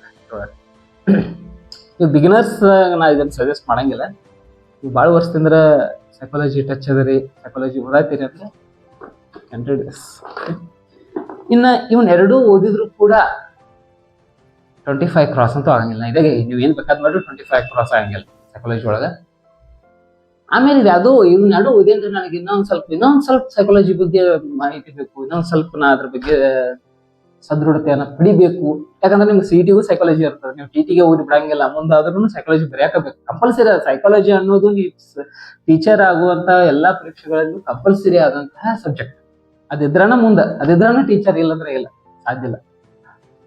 ಅದನ್ನೆಲ್ಲ ಮಾಡೀನಿ ಸರ್, ಅದನ್ನೂ ಮಾಡೀನಿ ಅಂದ್ರೆ ಇದೊಂದು ಬುಕ್ ಐತಿ. ಇದ್ರೊಳಗೆ ಫಸ್ಟ್ ಕ್ಲಾಸ್ ಕ್ವಶನ್ಸ್ಗಳದಾವ, ಪ್ರತಿಯೊಂದು ಕಾನ್ಸೆಪ್ಟ್ ವೈಸ್ ಕ್ವಶನ್ಸ್ಗಳದಾವ. ಶೈಕ್ಷಣಿಕ ಮನೋವಿಜ್ಞಾನ ಪ್ರಶ್ನಾಕೋಶ, MCQ ಮಾದರಿಯ ಪ್ರಶ್ನಾಕೋಶ. ಸೇಮ್ ಅಗೇನ್ ವಾಮದೇವಪ್ಪ ಅವರು ಬರ್ತಿದ್ದು. ಪಾಠದ ವೈಸ್ MCQ ಟೈಪ್ ಆಫ್ ಕ್ವಶನ್ಸ್ಗಳದಾವ. ಫಾರ್ ಎಕ್ಸಾಂಪಲ್ ಹೇಳ್ತೀನಿ ನಾನು, ಬೆಳವಣಿಗೆ ಮತ್ತು ವಿಕಾಸ ಹೆಡಿಂಗ್ ಕೊಟ್ಟಾರು. ಅದ್ರ ಮ್ಯಾಗ ಬರುವಂತ ಎಲ್ಲಾ ಕ್ವಶನ್ಸ್ಗಳನ್ನು ಕೂಡ ಈಗ ಮಾಡಿದ್ರು, ಉತ್ತರನೂ ಕೂಡ ಕೊಟ್ಟಾರ. ಇದನ್ನ ಮಾಡೋದ್ರ ಮೂಲಕ ನೀನು ಇನ್ನ ಹೆಚ್ಚಿನ ಜ್ಞಾನವನ್ನ ಪಡಿಬಹುದು ಸೈಕಾಲಜಿ. ಆಮೇಲೆ ಕೆಲವೊಂದಿಷ್ಟು ಜನ ಮೊಬೈಲ್ ಸ್ಟಡಿ ಮಾಡ್ತಿರ್ತಾರೆ, ಮೊಬೈಲ್ ನೋಡಿ ಸ್ಟಡಿ ಮಾಡ್ತಿರ್ತಾರೆ. ಯೂಟ್ಯೂಬ್ಗಳ ಈಗಂತೂ ಅತ್ಯಾಧುನಿಕ ಸೋರ್ಸಸ್ಗಳಾಗಿಬಿಟ್ಟವ, ಆಕಾರಗಳಾಗಿರ್ತಾವ. ಅವು ಆಕಾರ ಗೊತ್ತಗಳು ಯಾರು ಒಬ್ಬೊಬ್ರು ಯಾವ ಬುಕ್ಕು ಯೂಸ್ ಮಾಡಂಗಿಲ್ಲ ಅವ್ರು, ಎಲ್ಲ ಯೂಟ್ಯೂಬ್ನಾಗ ನೋಡೇ ಪಾಸ್ ಆಕಾವು. ಹಂಗೂ ಮಾಡ್ಬೋದು ನೀವು. ಈ ಸೈಕಾಲಜಿ ನನ್ನ ಪ್ರಕಾರ KM ಸುರೇಶ್ ಸೈಕಾಲಜಿ ಅಂತ ಹೊಡೆದ್ರಂದ್ರೆ ಅವ್ರು ಒಂದು 8-9 ವಿಡಿಯೋಸ್ ಸಿಗ್ತಾವ ನಿಮಗೆ. ಈ ಶೈಕ್ಷಣಿಕ ಮನೋವಿಜ್ಞಾನದ್ದು, ಈ ಬಾಲ ವಿಕಾಸ ಎಲ್ಲ ಕಾನ್ಸೆಪ್ಟ್ ವೈಸ್ ಎಲ್ಲವನ್ನ ಕೂಡ ಅವ್ರು ಕವರ್ ಮಾಡಿದಾರ. ಆ ವಿಡಿಯೋಗಳನ್ನ ನೋಡ್ತಾ ನೀವು ನೋಟ್ಸ್ ಮಾಡ್ಕೊಂಡ್ರು ಕೂಡ ಬಹಳ ಉತ್ತಮ. ಅಕಾರ್ಡಿಂಗ್ ಟು ಮೀ ಅದು ಕೂಡ ಒಂದು ಉತ್ತಮವಾದಂತ ಒಂದು ನೋಟ್ಸ್ ನಿಮ್ ಕಡೆ ರೆಡಿ ಆಗ್ತದ. ಇಷ್ಟು ನೀವು ಯಾವುದೇ ಬ್ಯಾಕ್ಗ್ರೌಂಡ್ ದವ್ರು ಇದ್ರು, ಆರ್ಟ್ಸ್ ಇದ್ರು, ಕಾಮರ್ಸ್ ಇದ್ರು, ಸೈನ್ಸ್ ಇದ್ರು, ಪೇಪರ್ 2 ಮತ್ತು ಪೇಪರ್ 1 ಬರೀಬೇಕಂದ್ರೆ ಇಟೋಮಟ ನಾ ಮಾತಾಡಿಲ್ಲ ಈ 3 ವಿಷಯಗಳನ್ನ ಗಮನ ಸಾಧಿಸ್ಬೇಕಾಗ್ತದೆ. ಕನ್ನಡ, ಇಂಗ್ಲಿಷ್, ಸೈಕಾಲಜಿ ಈ 3 ಮಾಡ್ಕೊಂಡ್ರೆ ಅಂದ್ರೆ 30-90 ಮಾರ್ಕ್ಸ್. ಇನ್ನು ಮುಂದಿಂದ ಪತ್ರಿಕೆ 1, ಪತ್ರಿಕೆ 2 ಡಿಫ್ರೆಂಟ್ ಹಾಕೋತ ಹೋಗ್ತದೆ. ಪತ್ರಿಕೆ 1 ಏನಿರ್ತದೆ, ಪರಿಸರ ಅಧ್ಯಯನ, ಗಣಿತ ಇರ್ತದೆ, ಸಿಂಪಲ್ ಗಣಿತ ಇರ್ತದೆ, ಸಿಂಪಲ್ ಮ್ಯಾಥಮೆಟಿಕ್ಸ್, ಭಿನ್ನರಾಶಿಗಳ ಬಗ್ಗೆ, ದಶಮಾಂಶಗಳ ಬಗ್ಗೆ, ಆಕೃತಿಗಳ ಬಗ್ಗೆ, ಆಯತದ ವಿಸ್ತೀರ್ಣ, ಚೌಕದ ವಿಸ್ತೀರ್ಣ, ಸ್ವಲ್ಪ ಅದನ್ನ ಹೈ ಲೆವೆಲ್ ಮಾಡಿರ್ಬೋದು ಇತ್ತೀಚಿನ ಪರೀಕ್ಷೆಗಳಲ್ಲಿ. ಅದನ್ನ ಒಂದ್ ಸ್ವಲ್ಪ ಅವ್ರು ವಿಸ್ತೀರ್ಣ ಕೊಡ್ತಾರೋ, ನೀವು ಬಾಹುಗಳನ್ನ ಕಂಡುಹಿಡಿಬೇಕು. ವಜ್ರಾಕೃತಿದಾಗಿರ್ಬೋದು, ತ್ರಾಪಿಜ್ಯದಾಗಿರ್ಬೋದು, ಸಮಾಂತರ ಚತುರ್ಭುಜಗಳದಾಗಿರ್ಬೋದು, ವೃತ್ತಗಳದಾಗಿರ್ಬೋದು, ಅವರ ಸರ್ಕಂಫರೆನ್ಸ್ ಅಂದ್ರೆ ಅವರ ಪರಿಧಿಯನ್ನ ಕೊಡ್ತಾರೋ, ನೀವು ವೃತ್ತದ ತ್ರಿಜ್ಯವನ್ನ ಕಂಡುಹಿಡಿಬಹುದು. ಈ ರೀತಿಯಾದಂತ ಕೆಲವೊಂದಿಷ್ಟು ಗಣಿತದ ಪ್ರಶ್ನೆಗಳು ಬರುವಂತ ಸಾಧ್ಯತೆ ಇರ್ತದೆ. ಮುಖ್ಯವಾಗಿ ರೇಖಾಗಣಿತದಲ್ಲಿ, ಬೀಜಗಣಿತದಲ್ಲಾಗಿರ್ಬೋದು, ಅಲ್ಜಿಬ್ರಾಯಿಕ್ ಎಕ್ಸ್ಪ್ರೆಷನ್ಸ್ಗಳ ಬಗ್ಗೆ ಆಗಿರ್ಬೋದು, ಅಂಕಗಣಿತದಲ್ಲಾಗಿರ್ಬೋದು, ಇವನ್ನೆಲ್ಲ ನೀವು ಮಾಡ್ಕೊತ ಹೋದ್ರೆ ಅಂದ್ರೆ PTನ ಈಸಿಯಾಗಿ ಪೇಪರ್ 1 ನಲ್ಲಿ ಪಾಸ್ ಮಾಡ್ಬೇಕು. ಪೇಪರ್ 1 ಸಂಬಂಧಪಟ್ಟಂಗೆ, ಇದು ಪೇಪರ್ 2 ಗಣಿತ ಬೇರೆ ಐತಿ ಮತ್ತೆ ಹೇಳ್ತಾನೆ ಅದನ್ನ. ಪೇಪರ್ 1 ಸಂಬಂಧಪಟ್ಟಂಗೆ ಪರಿಸರ ಇದ್ದೇನೆ ಈಸಿ ಇರ್ತದೆ. ಅದು ಎನ್ವೈರನ್ಮೆಂಟ್ ಬಗ್ಗೆ, ಜಾಗತಿಕ ತಾಪಮಾನದ ಬಗ್ಗೆ ಆಗಿರ್ಬೋದು, ಓಝೋನ್ ಪದರಿನ ಬಗ್ಗೆ ಆಗಿರ್ಬೋದು, ಆಹಾರ ಕ್ರಮದ ಬಗ್ಗೆ ಆಗಿರ್ಬೋದು, ಸ್ವಲ್ಪ ಹೆಚ್ಚು ಕಡಿಮೆ ಒಂದು 4-5 ಕ್ವಶನ್ಸ್ ಹೈ ಲೆವೆಲ್ ಕ್ವಶನ್ ಇರ್ತಾವ, ಇರಲ್ಲ ಅಂತಲ್ಲ. ಮತ್ತೆ ಟಫ್ ಮಾಡಿದಾಗ ಅದು ಎಕ್ಸಾಮ್ಲ ಕಾಂಪಿಟೇಷನ್ ಆಗ್ಬೇಕಲ್ಲ. ಎಲ್ಲವನ್ನ ಈಸಿ ಕೊಟ್ಟದ್ದು 200 ಕೊಟ್ರೆ ಮತ್ತೆ ಅದ್ರೊಳಗೆ ಸತ್ವ ಏನು ಉಳಿತದೆ. ಇನ್ನು ಪೇಪರ್ 2 ಆರ್ಟ್ಸ್ ಬ್ಯಾಕ್ಗ್ರೌಂಡ್ ದವರು ಅಂದ್ರೆ ನೀವು BA BCom ದವ್ರಿಗಂತೂ ಮೇ ಬಿ ಚಾನ್ಸ್ ಅನ್ನ ತೆಗೆದಿರಬಹುದು. BA ದವರು ವಿಶೇಷವಾಗಿ ನೀವೇನ್ ಮಾಡ್ಬೋದು, ಸಮಾಜ ವಿಜ್ಞಾನದ ಏನು 60 ಅಂಕಗಳ ಬರ್ತಾವಲ್ಲ, ಇತಿಹಾಸ, ಭೂಗೋಳಶಾಸ್ತ್ರ, ಇವಾಗ ಆಧುನಿಕ ಭಾರತ ಇತಿಹಾಸ ಓದಿದ್ರೆ ಭಾಳ ಒಳ್ಳೆಯದು. ಭೂಗೋಳಶಾಸ್ತ್ರ ಆಗಿರ್ಬೋದು, ಆಮೇಲೆ ಅರ್ಥಶಾಸ್ತ್ರ, ರಾಜ್ಯಶಾಸ್ತ್ರ, ವ್ಯವಹಾರ ಅಧ್ಯಯನ, ಸ್ವಲ್ಪ GK ಇವೆಲ್ಲ especially 8th, 9th, 10th text book ಒಳಗಿಂದ ಮಾಡಿದ್ರೆ ನೀವು 80% ಕವರ್ ಮಾಡಿದಂಗ. ಮೀರಿ ಫಸ್ಟ್ ಇಯರ್, ಸೆಕೆಂಡ್ ಇಯರ್ ಇತಿಹಾಸ, ಫಸ್ಟ್ ಇಯರ್, ಸೆಕೆಂಡ್ ಇಯರ್ ಭೂಗೋಳಶಾಸ್ತ್ರ ಮಾಡ್ಕೊಂಡ್ರು ಕೂಡ ಭಾಳ ಒಳ್ಳೆಯದು, ಸ್ಕೋರನ್ನು ಹೆಚ್ಚು ಮಾಡ್ಕೊಳಕ್ಕೆ. ಇನ್ನು ಸೈನ್ಸ್ ಬ್ಯಾಕ್ಗ್ರೌಂಡ್ದವ್ರು, ನಾ ಏನು ಮಾಡಿದ್ನಿ ಆಸ್ ಅ ಸೈನ್ಸ್ ಸ್ಟೂಡೆಂಟ್ ಆಗಿ ಅಂದ್ರೆ, ನಾ ಆಸ್ ಅ ಸೈನ್ಸ್ ಅಸ್ಪಿರೆಂಟ್ ಆಗಿ ವಿಜ್ಞಾನ ಮತ್ತು ಗಣಿತವನ್ನ ಪೇಪರ್ 2ಕ್ಕೆ ಯಾವ ರೀತಿಯಾಗಿ ನಾನು ಪ್ರಿಪ್ರೇಷನ್ ಮಾಡಿದ್ನಿ ಅಂದ್ರೆ, ನಾ ಪೂರ್ತಿಯಾಗಿ ವಿಜ್ಞಾನ ಮತ್ತು ಗಣಿತ 8th, 9th, 10th text ಬುಕ್ನಾಗ depend ಆಗಿದ್ನಿ. ಪೂರ್ತಿಯಾಗಿ NCERT text book ಏನದಾವಲ್ಲ 8th, 9th, 10th, ಈಗ ನಮ್ಮ ಮಕ್ಕಳು ಏನು ಓದತ್ತಾರಲ್ಲ ಕರ್ನಾಟಕ ರಾಜ್ಯದಾಗ, ಅವ ಬುಕ್ NCERT. ಮತ್ತೆ ನೀವು NCERT ಅನ್ಕೊಡ್ದು ಒಬ್ಬೊಬ್ರು ವಿಚಾರ ಬೇರೆ ಇರ್ತಾವೆ. NCERT ಅಂದ್ರೆ ಇಲ್ಲಿ ಡೆಲ್ಲಿಯಿಂದ ತರಿಸ್ಬೇಕನ, ಎಲ್ಲಿಂದ ತರಿಸ್ಬೇಕು, ಬೇರೆ ಇರ್ತಾವನ, ಇಂಗ್ಲೀಷ್ ಇರ್ತಾವನ. ಇಂಗ್ಲೀಷ್ ಎಲ್ಲ ಕನ್ನಡದಾಗೂ ಅದಾವ. NCERT ನಮ್ಮ ಮಕ್ಕಳು ಓದುವಂಥ ಬುಕ್ಕ NCERT ಬುಕ್ಗಳು ಕನ್ನಡ ಮೀಡಿಯಮ್ದುನ. ಪ್ರೆಸೆಂಟ್ಲಿ ಏನು ಓದತ್ತಾರಲ್ಲ ಅವನ ಇಸ್ಕೊಂಡು ನೀವು ಓದ್ಬೋದು ಮಕ್ಕಳ ಕಡೆ. 8th, 9th, 10th ಸೈನ್ಸ್ ಭಾಳ ಚಂದ ಅದ. ರಾಸಾಯನಿಕ ಕ್ರಿಯೆಗಳು ಮತ್ತು ಸಮೀಕರಣಗಳು, ಜೀವನ ಕ್ರಿಯೆ ಯಾವ ರೀತಿ ಇರ್ತದೆ, ಜೀವಶಾಸ್ತ್ರ, ನಿಯಂತ್ರಣ ಮತ್ತು ಸಹಭಾಗಿತ್ವ, ಮೆದುಳು ಬೆಳೆ ಬಗ್ಗೆ, ಗ್ರಂಥಿಗಳ ಬಗ್ಗೆ, ಹಾರ್ಮೋನ್ಗಳ ಬಗ್ಗೆ, ಆಮ್ಲಗಳು, ಪ್ರತ್ಯಾಮ್ಲಗಳು, ಲವಣಗಳು, ಆಮ್ಲಗಳು ಯಾವ ರೀತಿ ರಿಯಾಕ್ಟ್ ಮಾಡ್ತಾವೆ, ಪ್ರತ್ಯಾಮ್ಲಗಳು ಆಮ್ಲಗಳು ಕೂಡಿದಾಗ ಯಾವ ರೀತಿ ರಿಯಾಕ್ಟ್ ಮಾಡ್ತಾವೆ, ಲವಣಗಳು ಯಾವ ರೀತಿ ರಿಯಾಕ್ಟ್ ಮಾಡ್ತಾವೆ, ಫ್ಲೋರ್ ಆಲ್ಕಲಿ ಪ್ರಕ್ರಿಯೆ ಅಂದ್ರೆ ಏನು, ಪ್ರತಿಯೊಂದು ಭಾಳ ಡೀಟೇಲಿಂಗ್ ಆಗಿ ವಿಶೇಷವಾಗಿ. ಇನ್ನು ನೀವು ಭೌತಶಾಸ್ತ್ರಕ್ಕೆ ಹೋದ್ರಿ ಅಂದ್ರೆ ವಿದ್ಯುತ್ ಶಕ್ತಿ ಬಗ್ಗೆ, ಚಲನೆ ಬಗ್ಗೆ, ಗುರುತ್ವದ ಬಗ್ಗೆ, ಬೆಳಕು ಪ್ರತಿಫಲನ ಹೆಂಗಾಗ್ತದ, ವಕ್ರೀಭವನ ಹೆಂಗಾಗ್ತದ, ಆಂತರಿಕ ಪ್ರತಿಫಲನ ಹೆಂಗ್ ಬರ್ತದ, ಆಮೇಲೆ ವ್ಯತೀಕರಣ ಹೆಂಗಾಗ್ತದೆ, ಬೆಳಕಿನ ವಿವರ್ತನೆ ಯಾವ ರೀತಿ ಇರ್ತದೆ, ಮತ್ತೆ ಮಾನವನ ಕಣ್ಣು ವರ್ಣಮಯ ಜಗತ್ತು ಅಂತ 10ನೇ ತರಗತಿ ಒಳಗೆ ಒಂದು ಪಾಠ ಅದ, ಅತ್ಯದ್ಭುತವಾದಂತಹ ಪಾಠ. ಕಣ್ಣು ಮತ್ತು ಬೆಳಕಿನ ಕಾಂಬಿನೇಷನ್ ಇಂದ ನಾವು ಈ ವರ್ಣಮಯವಾದಂತಹ ಜಗತ್ತನ್ನ ಹೆಂಗ್ ನೋಡ್ತೀವಿ, ಆಕಾಶದಲ್ಲಿ ನಡೆಯುವಂತಹ ವಿಸ್ಮಯಕಾರಿಯಾದಂತಹ ಘಟನೆಗಳೇನ, ಆಕಾಶ ಯಾಕೆ ನೀಲಿ ಆಗ್ಯದ, ಕಾಮನಬಿಲ್ಲು ಮೂಡಿದಾಗ ಆಗುವಂತಹ ವಿದ್ಯಮಾನ ಏನ ಎಲ್ಲವನ್ನ ಬಹಳ ಚಂದ ಅಚ್ಚುಕಟ್ಟಾಗಿ ನಮ್ಮ ಟೆಕ್ಸ್ಟ್ ಬುಕ್ ನಮ್ಗೆ ಕಲಿಸ್ಕೊಡ್ತಾವ. ಅದ್ರ ಮ್ಯಾಗ ಕ್ವಶನ್ಸ್ ಫಾರ್ಮ್ ಆಗಿರ್ತಾವ. ಟಿ ಅಂದ್ರೆ ಟಿ ಆಗಿರ್ಬೋದು, ಸಿ ಟಿ ಆಗಿರ್ಬೋದು, ಯಾವ್ದೇ ಪರೀಕ್ಷೆ ಆಗಿರ್ಬೋದು, ಯಾವ್ದೇ ಕಾಂಪಿಟೇಟಿವ್ ಎಕ್ಸಾಮಿನೇಷನ್ ಆಗಿರ್ಬೋದು, ಅದನ್ನ ನಾವು ಸ್ವಲ್ಪ ಡೀಪ್ ಆಗಿ ಓದಿ ಅದನ್ನ ಅಳವಡಿಕೆ ಮಾಡೋದು ಬಹಳ ಇಂಪಾರ್ಟೆಂಟ್. ಓದಿ ಬರೀದೇನು ಎಲ್ಲಾರು ಮಾಡ್ತಿರ್ತಾರ, ಓದಿ ಅದನ್ನ ಅಪ್ಲಿಕೇಬಲ್ ಮಾಡ್ಕೋದು ಏನದಲ್ಲ ಅದು ಪರೀಕ್ಷೆಯ ಮೂಲ ಸೂತ್ರ. ಯಾವುದೇ ಒಂದು ವಿಷಯವನ್ನ ಓದ್ರಿ ಅದನ್ನ ಎಲ್ಲೆಲ್ಲಿ ಅಪ್ಲಿಕೇಬಲ್ ಮಾಡ್ಕೋಬೇಕು ಅನ್ನುವಂತ ಒಂದು ಜ್ಞಾನ ಇರಬೇಕು. ಅಂದ್ರೆ ಮಾತ್ರ ಪರೀಕ್ಷೆಯಲ್ಲಿ ಯಶಸ್ವಿ ಆಗಕ್ ಸಾಧ್ಯ, ಇಲ್ಲಂದ್ರೆ ಆಗೋದಿಲ್ಲ. ಗುರುತ್ವ, ಚಲನೆ, ಫಿಸಿಕ್ಸ್ ಒಳಗೆ 9th ಒಳಗದ. ನೀವು ಆ ಟೆಕ್ಸ್ಟ್ ಬುಕ್ ಅನ್ನ ನೀವು ರೆಫರ್ ಮಾಡಿದ್ರೆ ಭಾಳ ಹೆಲ್ಪ್ ಆಗ್ತದೆ. ಇನ್ನು 10th ಒಳಗೆ ಕಾರ್ಬನ್ ಮತ್ತು ಅದರ ಆರ್ಗ್ಯಾನಿಕ್ ಕೆಮಿಸ್ಟ್ರಿ, ಕಾರ್ಬನ್ ಮತ್ತು ಅದರ ಸಂಯುಕ್ತಗಳು, ಮಿಥೇನ, ಇಥೇನ, ಪ್ರೊಪೇನ, ಬ್ಯೂಟೇನ, ಪೆಂಟೇನ್ ಅಂದ್ರೆ ಏನು, ಹೆಕ್ಸೇನ, ಹೆಪ್ಟೇನ ಎಲ್ಲೆಲ್ಲಿ ಯೂಸ್ ಮಾಡ್ತಾರೋ, ಅಲ್ಕೀನ್ಗಳು, ಅಲ್ಕೈನ್ಸ್ಗಳು ಅಂದ್ರೆ ಏನು, ಅಂದ್ರೆ ಅವೆಲ್ಲ ಅದರ ಅಣುಸೂತ್ರಗಳೇನೇನ. ಆಮೇಲೆ ಕಾರ್ಬನ್ ಮತ್ತು ಅದರ ಸಂಯುಕ್ತಗಳು ಯಾವ ಇಂಡಸ್ಟ್ರಿ ಒಳಗದಾವ ಈಗ, ಎಥನಾಲ್ ಆಗಿರ್ಬೋದು, ಎಥನಾಯಿಕ್ ಆಸಿಡ್ ಆಗಿರ್ಬೋದು, ಆದೇಶನ ಕ್ರಿಯೆ ಅಂದ್ರೆ ಏನ, ಸಂಕಲನ ಕ್ರಿಯೆ ಅಂದ್ರೆ ಏನು, ಇವೆಲ್ಲವೂ ಕೂಡ ಬಹಳಷ್ಟು ಡೀಟೇಲಿಂಗ್ ಆಗಿ ಗೊತ್ತಿರಲ್ಲ ನೀವು ಅಷ್ಟ ನಿಮ್ಗೆ ಹೆಚ್ಚಿನ ಅಂಕಗಳನ್ನ ಕೊಡ್ತಾ ಕೊಡ್ತಾ ಕೊಡ್ತಾ. ಜೀವಿಗಳಲ್ಲಿ ಸಂತಾನೋತ್ಪತ್ತಿ ಯಾವ ರೀತಿ ಅದ, ಅನುವಂಶೀಯತೆ ಯಾವ ರೀತಿ ಅದ, ಜೀವಶಾಸ್ತ್ರಕ್ಕೆ ಸಂಬಂಧಪಟ್ಟಂತ ಪಾಠ. ಟಿ ಅವ್ರು ಕೆಲವೊಂದಿಷ್ಟು ಸಿಲೆಬಸ್ ಅಂತೂ ಕಾಫಿ ನೋಡಿರ್ತಾರೆ ನೀವು, ಕೆಲವೊಂದಿಷ್ಟು ಸಿಲೆಬಸ್ ಒಳಗೆ ಕೊಟ್ಟಿರ್ತಾರೆ, ಕೊಟ್ಟಿಲ್ಲದ್ರೂ ಆ ಪಾಠ ಓದ್ಬೇಕಾಗ್ತದೆ. ಯಾಕಂದ್ರೆ ಅಂತ ಕ್ವಶನ್ಸ್ಗಳು ಬಂದಿದ್ದು ಉದಾಹರಣೆಯನ್ನು ನಾನು ನೋಡಿದ್ದೇನೆ. ಸಿಲೆಬಸ್ ಒಳಗೆ ಇರುದಿಲ್ಲ ಆ ಪಾಠ, ಬಟ್ ಆ ಪಾಠದ ಬಗ್ಗೆ ಎಕ್ಸಾಮಿನೇಷನ್ ಒಳಗೆ ಕ್ವಶನ್ ಬಂದಿರ್ತದೆ. ಅವಾಗ ನಾವೇನು ಮಾಡೋಕ್ಕಾಗಲ್ಲ. ಈ ಫೈನಲಿ 30 ಅಂಕಗಳ ಗಣಿತಕ್ಕೆ ಬರ್ತೀನಿ. ಪತ್ರಿಕೆ 2 ಗಣಿತ ವಿಷಯವನ್ನು ಬರೆಯೋರು ಏನು ಮಾಡ್ಬೇಕಂದ್ರೆ must and should 8th, 9th, 10th mathematics ಅನ್ನ ಪರ್ಫೆಕ್ಟ್ ಆಗಬೇಕು. ಇತ್ತೀಚೆಗೆ ಪ್ರಶ್ನೆ ಪತ್ರಿಕೆಯಲ್ಲಿ 2025 ಪ್ರಶ್ನೆ ಪತ್ರಿಕೆ ನನ್ನ ಗಮನಿಸಿದ್ವಿ, ಫಸ್ಟ್ ಇಯರ್ ಸೆಕೆಂಡ್ ಇಯರ್ ಪ್ರಶ್ನೆಗಳು ಕೂಡ ಬರತಾವ. ಫಸ್ಟ್ ನೀವು 8th, 9th, 10th ಗಣಿತವನ್ನ ಪರ್ಫೆಕ್ಟ್ ಆದ್ರಿ ಅಂದ್ರೆ ನನ್ನ ಪ್ರಕಾರ 85-90% ಕವರ್ ಮಾಡ್ಕೊಂಡು 10% first year PUC second year PUC ಅಂದ್ರೆ ಪ್ರಶ್ನೆಗಳನ್ನ ಎಕ್ಸ್ಪೆಕ್ಟ್ ಮಾಡಬಹುದು. ಹಾಗಾದ್ರೆ ಸರ್ ಗಣಿತದ ಯಾವ ಪಾಠಗಳು ಇಲ್ಲಿ ಇಂಪಾರ್ಟೆಂಟ್ ಆಗ್ತಾವ TT ಪತ್ರಿಕೆ 2ರಲ್ಲಿ ಅಂದ್ರೆ ಫಸ್ಟ್ ಇಂಪಾರ್ಟೆಂಟ್ ನಾ ಕೊಡೋದು ಟ್ರಿಗ್ನೋಮೆಟ್ರಿ. ಎಂತಕ್ಕದ ತ್ರಿಕೋಣಮಿತಿಯ ಪ್ರಸ್ತಾವನೆ, ತ್ರಿಕೋಣಮಿತಿಯ ಅನ್ವಯಗಳ ಪಾಠವನ್ನು ಒಂದು ಸ್ವಲ್ಪ ನೀವು ಬೇಸಿಕ್ ಇನ್ಫಾರ್ಮೇಶನ್ ಅನ್ನ ತಕೊಂಡ್ರಿ ಅಂದ್ರೆ ಟ್ರಿಗ್ನೋಮೆಟ್ರಿ TT ಒಳಗೆ ಹೆಲ್ಪ್ ಆಗ್ತದೆ. ಒಂದು 3-4 ಪ್ರಶ್ನೆ ಆದ್ರೂ ಬರ್ತಿರ್ತಾವ. ಒಮ್ಮೆ ಸಮಾಂತರ ಶ್ರೇಣಿಗಳು, ತ್ರಿಭುಜಗಳು, ಚತುರ್ಭುಜಗಳ ಬಗ್ಗೆ ಮಾಹಿತಿ, 2 ಚರಾಕ್ಷರ ಇರುವಂತಹ ರೇಖಾತ್ಮಕ ಸಮೀಕರಣಗಳು, ವರ್ಗ ಸಮೀಕರಣಗಳು ಬಹಳ ಇಂಪಾರ್ಟೆಂಟ್, ಕ್ವಾಡ್ರಾಟಿಕ್ ಇಕ್ವೇಷನ್ಸ್, ವರ್ಗ ಸಮೀಕರಣಗಳ ಬಗ್ಗೆ ಅಂತೂ ಇದ್ದೇ ಇರ್ತದೆ ಪ್ರಶ್ನೆಗಳು. ವಾಸ್ತವ ಸಂಖ್ಯೆಗಳ ಬಗ್ಗೆ ಪ್ರಶ್ನೆ, ಬಹುಪದೋಕ್ತಿಗಳ ಬಗ್ಗೆ ಪ್ರಶ್ನೆ, ಇತ್ತೀಚೆಗೆ ನಿರ್ದೇಶಾಂಕ ರೇಖಾಗಣಿತದ ದೂರ ಸೂತ್ರ, ಭಾಗ ಪ್ರಮಾಣದ ಸೂತ್ರ ಅದ್ರ ಬಗ್ಗೆ ಪ್ರಶ್ನೆಯನ್ನು ಕೇಳ್ತಾ ಇದ್ದಾನೆ. ಆಮೇಲೆ ಸಂಖ್ಯಾಶಾಸ್ತ್ರದ ಬಗ್ಗೆ ಬಹುಲಕ, ಸರಾಸರಿ, ಮಧ್ಯಾಂಕ ಕಾನ್ಸೆಪ್ಟ್ ಅನ್ನ ಬಿಡಿಸೋದು, ವರ್ಗೀಕೃತ ದತ್ತಾಂಶಗಳನ್ನ ಕೊಟ್ಟ ಅದ್ರ ಬಹುಲಕವನ್ನ ತೆಗಿ ಅನ್ನೋದು.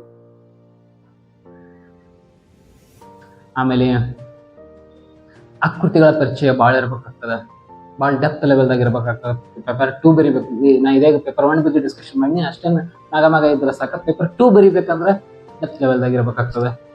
ವಿಶೇಷವಾಗಿ ಚತುರ್ಭುಜಗಳ ಬಗ್ಗೆ, ವೃತ್ತಗಳ ಬಗ್ಗೆ, ತ್ರಿಭುಜಗಳ ಬಗ್ಗೆ, ತ್ರಿಭುಜದ ಹೆರಾನ್ನ ಸೂತ್ರವನ್ನ ಯಾವ ರೀತಿ ನಾವು ತ್ರಿಭುಜಕ್ಕೆ ಅಪ್ಲೈ ಮಾಡಬಹುದು, ಮೇಲ್ಮೈ ವಿಸ್ತೀರ್ಣ ಮತ್ತು ಘನಫಲ, ಕ್ಷೇತ್ರ ಗಣಿತದ ಬಗ್ಗೆ ಮೆನ್ಸುರೇಷನ್ ಅಂತ ಏನ್ ಕರಿತೀವಿ, ಕ್ಷೇತ್ರ ಗಣಿತ, ಮೇಲ್ಮೈ ವಿಸ್ತೀರ್ಣ ಮತ್ತು ಘನಫಲಗಳು, ವೃತ್ತಕ್ಕೆ ಸಂಬಂಧಿಸಿದಂತ ವಿಸ್ತೀರ್ಣಗಳು, ಇವೆರಡು ಪಾಠಗಳು ಹೆಚ್ಚಿನ ಮಾಹಿತಿ ಇರಬೇಕು. ಶಂಕು, ಸಿಲಿಂಡರ, ಗೋಳ, ಅರ್ಧಗೋಳ, ಅವುಗಳ ಪಾರ್ಶ್ವ ಮೇಲ್ಮೈ ವಿಸ್ತೀರ್ಣ, ಪೂರ್ಣ ಮೇಲ್ಮೈ ವಿಸ್ತೀರ್ಣ, ಘನಫಲ ಎಲ್ಲವನ್ನ ನಾವು ಬಹಳ ಚೆನ್ನಾಗಿ ಸ್ಟಡಿ ಮಾಡೋ, ಅಚ್ಚುಕಟ್ಟಾಗಿ ಸ್ಟಡಿ ಮಾಡಿದ್ವಿ ಅಂದ್ರೆ ನಮಗ ಒಂದು ಕರೆಕ್ಟ್ ಲೆಂತ್ ಸಿಗ್ತದೆ ಪರೀಕ್ಷೆ. ಆ ಒಂದು ಲೆಂತ್ ಇಟ್ಕೊಂಡು ಅಥವಾ ಆ ಒಂದು ದೃಷ್ಟಿಕೋನವನ್ನು ಇಟ್ಕೊಂಡ್ರೆ ನಾವು ನಿರ್ಭಯವಾಗಿ ಪರೀಕ್ಷೆಯನ್ನ ಅಟೆಂಡ್ ಮಾಡಿದ್ರೆ ಈಸಿಯಾಗಿ ಪರೀಕ್ಷೆನ ಪಾಸ್ ಆಗ್ಬಹುದು. ಇದ ಎಲ್ಲವನ್ನ ಸ್ಟ್ರಾಟಜಿಯನ್ನ ಮಾಡಿದ್ರೆ ನಾನು ಕೂಡ ಹೆಚ್ಚಿನ ಅಂಕಗಳನ್ನ ಮಾಡಕ್ ಸಾಧ್ಯ PTಯಲ್ಲಿ. ಯಾವ ಪುಸ್ತಕಗಳನ್ನ ಓದಿ. ಇನ್ನು ವಿಜ್ಞಾನ ನೀವು ನಾ ಹೇಳಿದೆ 8th, 9th, 10th ಪುಸ್ತಕವನ್ನ ಓದ್ರಿ ಅಂತ ಹೇಳಿ ಅದೇನಾದ್ರೂ ನೀವು ಓದಿ ಮುಗಿಸಿದ್ರಿ ಈಗ ಆಲ್ರೆಡಿ ಅಂದ್ರೆ, ಇಲ್ಲ ನಾವು ಸರ್ ಸ್ವಲ್ಪ ಶಾರ್ಟ್ ಐತಿ ಟೈಮ್ ನಾವು ಅಷ್ಟರೊಳಗ ಕವರ್ ಆಗ್ಬೇಕು ಅಂದ್ರೆ ನನ್ನ ಪ್ರಕಾರ KM ಸುರೇಶ್ ಅವರ ಸಾಮಾನ್ಯ ವಿಜ್ಞಾನ ಮತ್ತು ತಂತ್ರಜ್ಞಾನ ಅನ್ನುವಂಥ ಈ ಪುಸ್ತಕ 8th, 9th, 10th ಮಾಹಿತಿಯನ್ನ ಒಳಗೊಳ್ಳೋದ್ರ ಜೊತೆಗೆ ಮತ್ತು ಬೇರೆ ಬೇರೆ ಕೆಲವೊಂದಿಷ್ಟು ಕಾಮನ್ ಸೈನ್ಸ್ ಕಾನ್ಸೆಪ್ಟ್ಗಳನ್ನ ಕೂಡ ಇವ್ರು ಕೊಟ್ಟಿದ್ದಾರೆ. ಬಟ್ ಅಷ್ಟು ಡೀಪ್ ಆಗಿಲ್ಲ. ನೀವು ಡೀಪ್ ಆಗಿ ಅಂದರೆ ಟೆಕ್ಸ್ಟ್ ಬುಕ್ಗಳನ್ನ ಹೋಗ್ಬೇಕು. ಡೀಪ್ ಆಗಂತೂ ಇಲ್ಲ, ಬಟ್ ಇನ್ಫಾರ್ಮೇಷನ್ ಭಾಳ ಅದ. ಡೆಪ್ತ್ ಇನ್ಫಾರ್ಮೇಷನ್ ಇಲ್ಲ, ಇನ್ಫಾರ್ಮೇಷನ್ ಭಾಳ ಅದ. ಭಾಳ ಇನ್ಫಾರ್ಮೇಷನನ್ನು ಇಲ್ಲಿಂದ ಕಲೆಕ್ಟ್ ಮಾಡ್ಬೋದು. ಇವ್ರ ಪುಸ್ತಕವನ್ನು ಓದೋದು ಚಲೋ. ಇದು ನ್ಯೂ ವರ್ಷನ್ ಬಂದದ. ನ್ಯೂ ವರ್ಷನ್ ನೀವು ಮಾರ್ಕೆಟಲ್ಲಿ ತೊಗೊಂಡ್ರೆ ಒಳ್ಳೆಯದು. ಇನ್ನು ಡೇ ಟು ಡೇ ಸೈನ್ಸ್ ಅಂತ ಹೇಳಿದ್ದೆ, ಅದ್ರ ಮ್ಯಾಗ ಕ್ವಶನ್ ಬರ್ತಾವ. ಇದು ಕೂಡ KM ಸುರೇಶ್ ಅವ್ರದ್ದು ನಿತ್ಯ ಜೀವನದಲ್ಲಿ ವಿಜ್ಞಾನ ಯಾವ ರೀತಿಯಾಗಿ ಅಪ್ಲಿಕೇಬಲ್ ಆಗ್ತದ ಅನ್ನೋ ಒಂದು ಪುಸ್ತಕ. ಇನ್ನು ಓದಿದ್ರೂ ಕೂಡ ಭಾಳ ಒಳ್ಳೆಯದು. KM ಸುರೇಶ್ ಅವ್ರನ್ನ ನಾ ಯಾಕೆ ಪ್ರಿಫರೆನ್ಸ್ ಮಾಡ್ತೇನೆ ಅಂದರೆ ಅದೇ ಇಲ್ಲ, ಅವರು ಓದುಗರನ್ನ ಹಿಡಿದಿಟ್ಕೋತಾರೆ. ಇಂಟ್ರೆಸ್ಟ್. ನೀವು KM ಸುರೇಶ್ ಅವ್ರ ಪುಸ್ತಕಕ್ಕೂ ಬೇರೆ ಪುಸ್ತಕಕ್ಕೂ ಕಂಪೇರ್ ಮಾಡಿದ್ರಿ ಅಂದ್ರೆ, KM ಸುರೇಶ್ ಅವ್ರ ಪುಸ್ತಕ ತೆಗೆದ್ರಿ ಅಂದ್ರೆ ನಿಮ್ಗೆ ಓದಕ್ಕೆ ಇಂಟ್ರೆಸ್ಟ್ ಬರ್ತದೆ. ಚಿತ್ರಗಳ ಮೂಲಕ, ಬಣ್ಣ ಬಣ್ಣಗಳ ಮೂಲಕ ಓದುಗನನ್ನು ಸೆಳೆಯುವಂತಹ ಸಾಮರ್ಥ್ಯವನ್ನು ಕಡೆ ಅದ. ಹಾಗಾಗಿ ಫಸ್ಟ್ ಬಿಗಿನರ್ಸ್ ಇದ್ರೆ KM ಸುರೇಶ್ ಅವ್ರ ಪುಸ್ತಕವನ್ನು ರೆಫರ್ ಮಾಡೋದು ಒಳ್ಳೆಯದು. ಬರ್ತಾ ಬರ್ತಾ ಬರ್ತಾ ನಿಮ್ಗೆ ಡೀಪ್ ನಾಲೆಡ್ಜ್ ಬೇಕು, ಹೆಚ್ಚಿನ ಮಾಹಿತಿ ಬೇಕು ಅಂದರೆ ಗೌರ್ಮೆಂಟ್ ಟೆಕ್ಸ್ಟ್ ಬುಕ್ಗಳನ್ನ ನೋಡ್ರಿ, ಅಥವಾ ಹೆಚ್ಚಿನ ನಾಲೆಜ್ ಇರುವಂತಹ ಬೇರೆ ಬೇರೆ ಟೆಕ್ಸ್ಟ್ ಬುಕ್ಗಳನ್ನ ನೋಡ್ಬೋದು. ಇವು ಪುಸ್ತಕಗಳ ಒಂದು ಪರಿಕಲ್ಪನೆ. ನೀವು ಯೂಟ್ಯೂಬನ್ನು ಸೋರ್ಸ್ ಮಾಡ್ಕೊಂಡು ಓದಿದ್ರು ಏನು ತಪ್ಪಲ್ಲ. ನೀವು ಯಾವುದೇ ರೀತಿಯಾಗಿ ಓದ್ರಿ, ಬಟ್ ನಿಮಗೆ ಕರೆಕ್ಟಾದ ಗ್ರಿಪ್ ಇರಬೇಕು. ಎಕ್ಸಾಮಿನೇಷನ್ನಾಗ ಆ ಗ್ರಿಪ್ ಸಿಗಬೇಕು ಅಂದ್ರೆ ನೀವು ಫಸ್ಟ್ ಕ್ವಶನ್ ಬ್ಯಾಂಕನ್ನು ಮಾಡಬೇಕು. ನಾ ಫಸ್ಟ್ ಮಾಡಿದ್ದು ಅದನ್ನ. ನೀವು ಯಾವ ಬುಕ್ ಓದಿ ಏನು ಮಾಡಿದ್ರು ನನ್ನ ಪ್ರಕಾರ ಎಷ್ಟು ಅದು ನೀವು ಕ್ವಶನ್ ಬ್ಯಾಂಕ್ ಸ್ಟಡಿ ಮಾಡಲಿಲ್ಲ ಅಂದ್ರೆ question bank means previous year question ಪೇಪರ್ಸ್ಗಳನ್ನ ಸ್ಟಡಿ ಮಾಡಲಿಲ್ಲ. ಪ್ರೀವಿಯಸ್ ಇಯರ್ ಕ್ವಶನ್ಸ್ ಪೇಪರ್ಗಳನ್ನು ಸ್ಟಡಿ ಮಾಡೋದ್ರ ಜೊತೆಗೆ ಅದನ್ನು ಅನಾಲಿಸಿಸ್ ಮಾಡಿದ್ರೆ ಮಾತ್ರ ನೀವು ಯಾವುದೇ ಪರೀಕ್ಷೆಯಲ್ಲಿ ಯಶಸ್ವಿ ಆಗಕ್ಕೆ ಸಾಧ್ಯ. ಇದು ನನ್ನ ಮಂತ್ರ. ಪ್ರೀವಿಯಸ್ ಇಯರ್ ಕ್ವಶನ್ ಪೇಪರ್ಸ್ಗಳು ಬಿಗ್ಗೆಸ್ಟ್ ಸೋರ್ಸ್. ಯಾಕಂದ್ರೆ ಪ್ರಶ್ನೆ ಯಾವ ರೀತಿ ಫಾರ್ಮ್ ಆಗೈತೆ ಅಂತ ಗೊತ್ತಾಗದ ನೀವು ಏನು ಓದಿ ಉಪಯೋಗ. ಪ್ರಶ್ನೆ ಈ ರೀತಿ ಫಾರ್ಮ್ ಆಗತೈತಿ ಅಂತ ಹೇಳಿ ಗೊತ್ತಾದ್ಮ್ಯಾಗ ನೀವು ಏನು ಬೇಕಾದ್ರೂ ಓದ್ಕೋಬಹುದು ಅದ್ರ ಮ್ಯಾಗ, ಆ ಕಾನ್ಸೆಪ್ಟ್ ಮ್ಯಾಗ. ಹಾಗಾಗಿ ಸ್ಪರ್ಧಾರ್ಥಿಗಳೇ, ಇಷ್ಟು ನಾನು ಇಟಮಟ ಏನು ನನ್ನ ಸ್ವಂತ ಒಂದು ಅಭಿಪ್ರಾಯವನ್ನು ಹೇಳಿದ್ನಿ. ನಾನು ಮಾಡಿದ್ದೇನು ಒಂದು 40 ಡೇಸಲ್ಲಿ TET ಯಾವ ರೀತಿ ಪ್ರಿಪ್ರೇಷನ್ ಮಾಡಿ. ನಾನು 2023 TET ಪಾಸ್ ಔಟ್ ಆಗಿದ್ದು. ನಾ ಇಷ್ಟು ಪುಸ್ತಕಗಳನ್ನ ನಾ ಇಟಮಟ ಏನು ತೋರಿಸಿದ್ದಿಲ್ಲ ನಿಮಗೆ. ಇಷ್ಟು ಪುಸ್ತಕಗಳನ್ನ ನಾನು ಮಾಡ್ಕೊಂಡಿದ್ದೆ. ಇದ್ರ ಜೊತೆ ಕೆಲವೊಂದಿಷ್ಟು ಯೂಟ್ಯೂಬ್ ವಿಡಿಯೋಗಳು ಕೂಡ ನನಗೆ ಹೆಲ್ಪ್ ಮಾಡಿದ್ದು. ಮತ್ತು ನಾನು ಮೇನ್ಲಿ ಮ್ಯಾಥಮೆಟಿಕ್ಸ್ ಮತ್ತು ಸೈನ್ಸನ್ನು mainly 8th 9th 10th government text ಬುಕ್ಸ್ಗಳನ್ನ ಮಾಡಿದ್ದೆ. ಅದ್ರ ಬಿಟ್ಟು ಯಾವ ಸೋರ್ಸನ್ನು, ಯಾವ ಆಥರ್ಸ್ ಬುಕ್ಕನ್ನು ನಾನು ರೆಫರ್ ಮಾಡಿಲ್ಲ.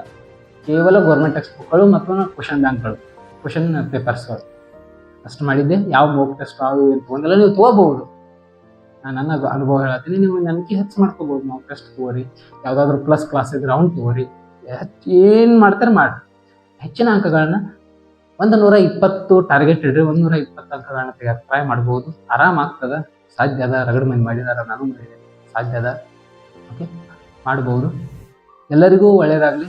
ಎಲ್ಲರೂ CET ಹೆಚ್ಚಿನ ಅಂಕಗಳೊಂದಿಗೆ ಪಾಸ್ ಆಗ್ರಿ. ಮುಂದೆ CETಗೆ ಹೆಚ್ಚಿನ ಕಾಂಪಿಟೇಟರ್ಸ್ ಬರಲಿ. CET ಪರೀಕ್ಷೆ ಅದು ಚಲೋ ಆಗಲಿ. ನೀವೆಲ್ಲರೂ ಕೂಡ ನಿಮ್ಮ ಕನಸಿನ ಹಾಗೆ ಶಿಕ್ಷಕರಾಗ್ರಿ. ಹಾಗೂ ಇನ್ನೂ ಹೆಚ್ಚಿನ ಏನಾದರೂ ಇನ್ಫಾರ್ಮೇಷನ್ ನಿಮಗೆ ಬೇಕಾಗಿತ್ತು ಅಂದರೆ ಕಾಮೆಂಟ್ ಮಾಡಿರಿ. ಏನಾದರೂ ಡೌಟ್ಸ್ಗಳಿದ್ವು ಅಂದರೆ ಅದನ್ನು ಕೂಡ ಕಮೆಂಟ್ ಮಾಡಿರಿ. ನಾನು ನಿಮಗೆ ರಿಪ್ಲೈ ಕೂಡ ಮಾಡ್ತೀನಿ. ಎಲ್ಲರಿಗೂ ಥ್ಯಾಂಕ್ ಯು, ಧನ್ಯವಾದಗಳು.